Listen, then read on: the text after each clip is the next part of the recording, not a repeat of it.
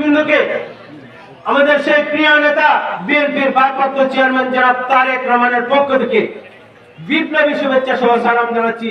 আসসালামু আলাইকুম ওয়া রাহমাতুল্লাহ। সম্মানিত অতিথিবৃন্দ, আজকে 7ই মার্চ 7ই নভেম্বর ঐতিহাসিক দিবস, জাতীয় বিপ্লব ও সংহতি দিবস। এই দিবসের অনেক গুরুত্ব। আজকে এই বিশেষ দিনে আমি পরম শ্রদ্ধা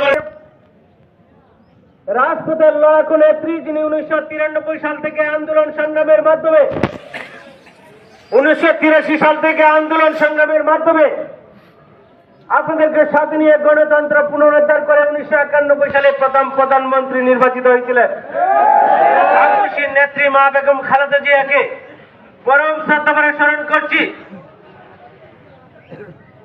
আগামী দিনের বাংলাদেশের প্রধান